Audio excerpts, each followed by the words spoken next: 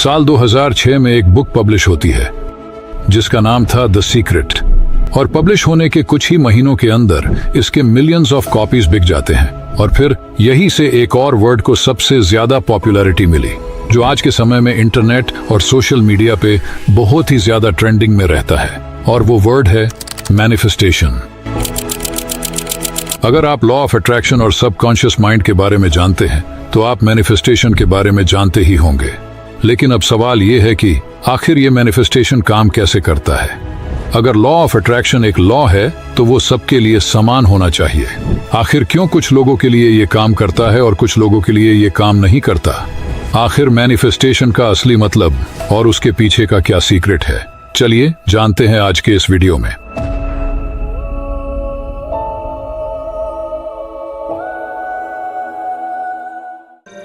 सबसे पहले तो ये जान लेते हैं कि मैनिफेस्टेशन का मतलब क्या होता है।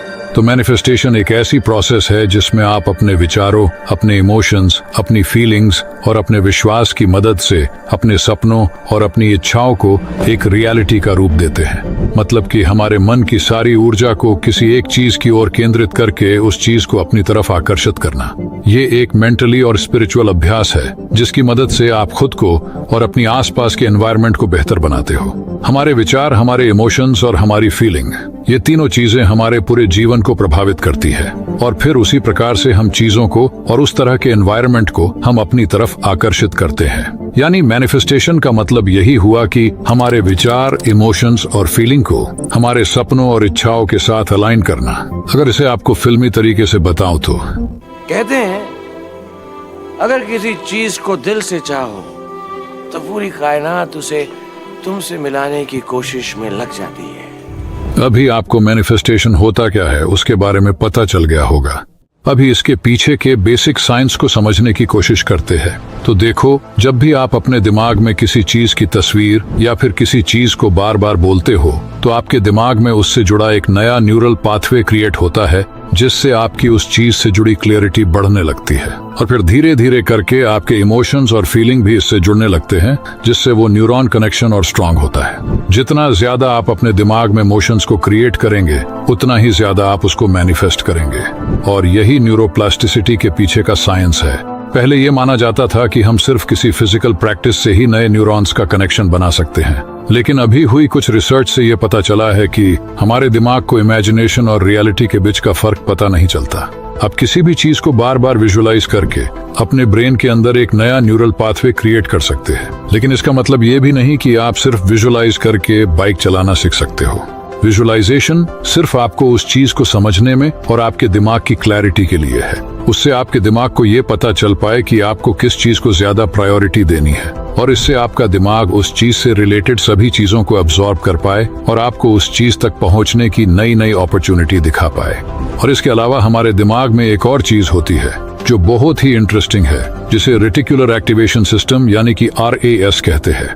RAS हमारे ब्रेन का एक महत्वपूर्ण हिस्सा है जो हमारी कॉन्शियसनेस और हमारे फोकस को कंट्रोल करता है। इसे मैं आपको एक एग्जाम्पल से समझाने की कोशिश करता हूँ। अगर आपको कोई चीज खरीदनी है तो अभी के समय में आप सबसे पहले उसे इंटरनेट पे जाके सर्च करते हैं। मान लो कि आपको कोई मोबाइल खरीदना है तो आपने उसे गूगल पे जाके सर्च किया, ये जानने के लिए कि उसके फीचर्स क्या हैं। आपने उसके फीचर्स 2-3 वेबसाइट में जाके चेक किए, और आपने अगर गौर किया हो तो फिर थोड़ी देर बाद जब आप किसी और सोशल मीडिया प्लेटफॉर्म पर जाएंगे तो फिर वहां आपको अपने आप ही उसी मोबाइल का ऐड दिखाई देगा। जब आप कोई वीडियो देख रहे हो या स्क्रॉल कर रहे हो तो आपको बार बार वही मोबाइल की एड्स दिखाई देने लगती है, जो आपको उसे खरीदने पे मजबूर करती है। इसके अलावा अगर आप कोई वीडियो देख के उसे लाइक करते हैं तो फिर थोड़ी देर में उसी प्रकार के वीडियो आपके सामने बार बार आते हैं।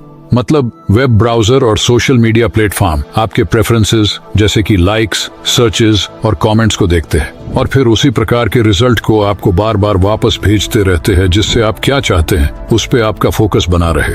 खैर, ये एक प्रकार से इंटरनेट और सोशल मीडिया का एल्गोरिदम है, लेकिन ठीक इसी प्रकार का एक एल्गोरिदम हमारे ब्रेन में भी होता है, और उसी को रेटिकुलर एक्टिवेशन सिस्टम कहते हैं। और इसे आपने कई बार एक्सपीरियंस भी किया होगा। जैसे कि मान लो आपको कोई कार खरीदनी है तो सबसे पहले आप उस कार के बारे में सही से जानकारी लेते हैं। आप उसकी पूरी डिटेल के बारे में जानते हो, और फिर जब आप कहीं भी रास्ते में आ जा रहे हो तो आपको वही कार बार बार देखने को मिलती है, जैसे रोड पे कहीं बैनर या पोस्टर में।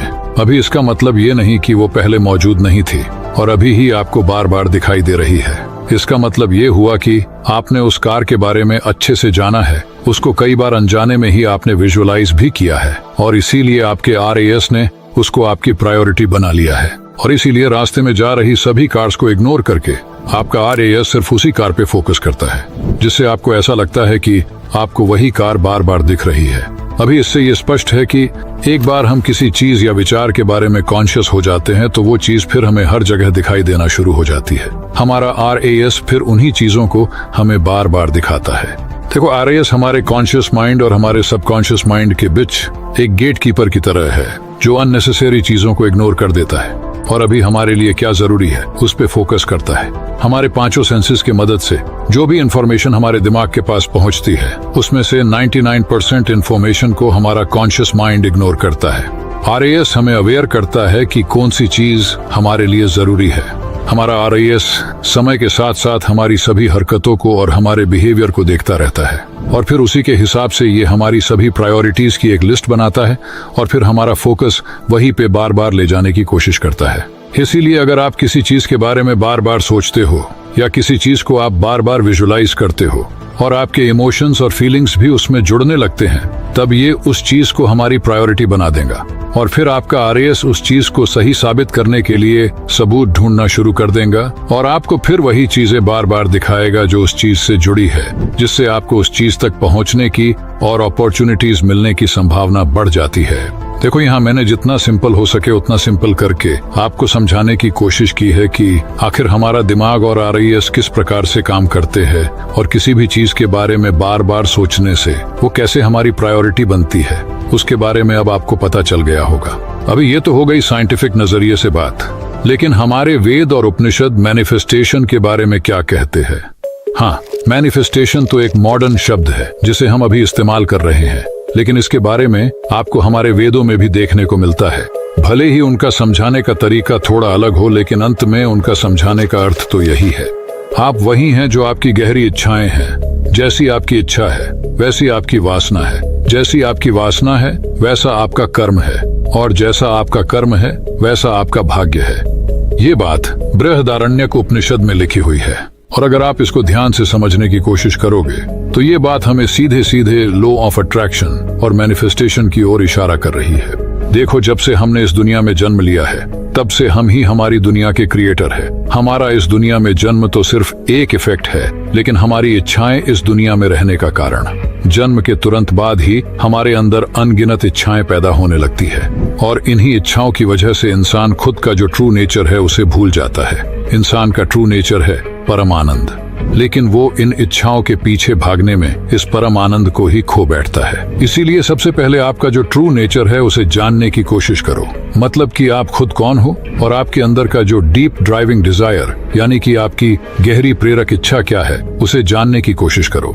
क्योंकि गहरी प्रेरक इच्छा से ही आपके अंदर एक वासना पैदा होती है और वासना आपके अंदर का एक अनमैनिफेस्टेड बीज है और ये बीज एक सही एनवायरनमेंट का इंतजार करता है और जैसे ही उसे अपने अनुकूल एनवायरनमेंट मिलता है तो वो अपनी जड़ पकड़ लेता है और फिर धीरे धीरे वो बढ़ने लगता है, मतलब वो मैनिफेस्ट होना शुरू हो जाता है। इसीलिए अपने डीप ड्राइविंग डिजायर को यानी कि आपकी गहरी प्रेरक इच्छा क्या है उसे जानने की कोशिश करो, क्योंकि वो इच्छा ही आपका इनहेरेंट नेचर यानी कि आपका ट्रू नेचर है। अगर आप अपने ट्रू नेचर के खिलाफ कुछ मांगेंगे तो वो चीज कभी भी आपके पास नहीं आएगी, क्योंकि वो आपके इनहेरेंट नेचर के खिलाफ है और इसीलिए कई लोगों के साथ ये मैनिफेस्टेशन वर्क नहीं करता। मान लो कि आप एक इंट्रोवर्ट टाइप पर्सन हैं और आपको अकेले में रहकर काम करना पसंद है, लेकिन अगर आप फिर एक मोटिवेशनल स्पीकर या आप फिर एक नेता बनने का सोचते हैं क्योंकि आपको लगता है कि वहां आपको ज्यादा पॉपुलैरिटी मिलेगी, तो वो चीज आप कभी भी हासिल नहीं कर पाएंगे, क्योंकि आपका इनहेरेंट नेचर स्पॉटलाइट में रहना नहीं है। आपका इनहेरेंट नेचर है अकेले में रहकर काम करना और इसी मिसअलाइनमेंट के कारण आप कुछ करते भी हो तो वहां आप हमेशा स्ट्रेसफुल और खुद को बेचैन ही पाएंगे।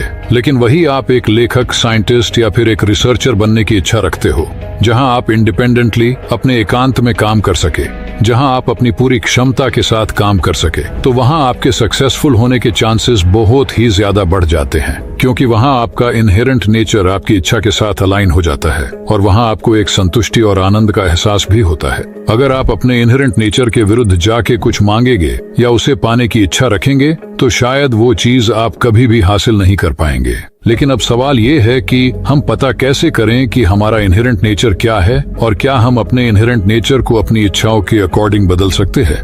तो इसका जवाब है हाँ, लेकिन जब तक हो आप अपने इनहेरेंट नेचर के अकॉर्डिंग ही किसी चीजों को मैनिफेस्ट करने की कोशिश करें। अगर आप अपनी इच्छाओं के अकॉर्डिंग अपने इनहेरेंट नेचर को बदलने जाएंगे तो उसमें आपको ज्यादा टाइम लग सकता है। आई होप कि मैं क्या समझाना चाहता हूँ वो आप समझ रहे होंगे, लेकिन इसे समझना बहुत ही जरूरी है, क्योंकि यही मैनिफेस्टेशन का एक मूल है। हमारा इनहेरेंट नेचर हमारे जेनेटिक्स, हमारे आसपास के एनवायरनमेंट और हमारे एक्सपीरियंस के अकॉर्डिंग ही बनता है। और अगर आपको अपना इनहेरेंट नेचर जानना है तो आपको सेल्फ अवेयरनेस पे काम करना पड़ेगा। आपको खुद से ही सवाल पूछ के उसके खुद ही जवाब ढूंढने होंगे।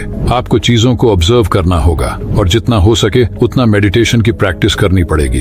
अगर आपको सेल्फ अवेयरनेस के बारे में और जानना है तो हमने इसके ऊपर पहले ही एक पूरा वीडियो बनाया हुआ है, जिसे आप बाद में जाके देख सकते हो।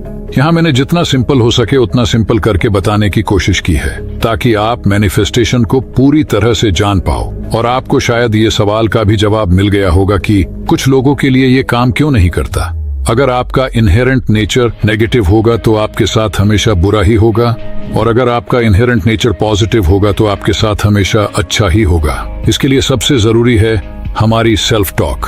हर एक इंसान खुद से बात करता है, और वो जिस प्रकार से खुद से बात करता है उसी हिसाब से उसके दिमाग के अंदर मोशंस क्रिएट होते हैं, और जैसे उसके मोशंस क्रिएट होते हैं वैसी ही उसकी इच्छाएं प्रकट होती है, और इच्छाओं की वजह से ही वासना उत्पन्न होती है, और वासना ही हमसे कर्म यानी कि एक्शन करवाती है, और अपने कर्म के हिसाब से ही हम किसी चीज तक पहुंच सकते हैं। मतलब इसकी शुरुआत तो एक विचार से ही होती है, वो विचार फिर उसके जैसे अनेक विचारों को जन्म देता है, और जिससे एक इच्छा बनती है, और एक जैसी अनेक इच्छाओं को मिला के आपके अंदर एक गहरी प्रेरक इच्छा बनती है, और वो ही आपका ट्रू नेचर बनता है। इसके लिए सबसे जरूरी है पॉजिटिव थिंकिंग, और अभी बाकी सारी चीजें तो नॉर्मल है, जिसे करना तो जरूरी ही है, जैसे कि रोज विजुअलाइजेशन करना, रोज पॉजिटिव एफर्मेशन का अभ्यास करना, और खुद से हमेशा पॉजिटिव सेल्फ टॉक, अपनी आदतों में बदलाव करना। ये सब चीजें तो आपके डेली रूटीन का एक पार्ट होना ही चाहिए। इसके ऊपर भी हमने एक पूरा वीडियो बनाया हुआ है, जिसे आप बाद में जाके देख सकते हो।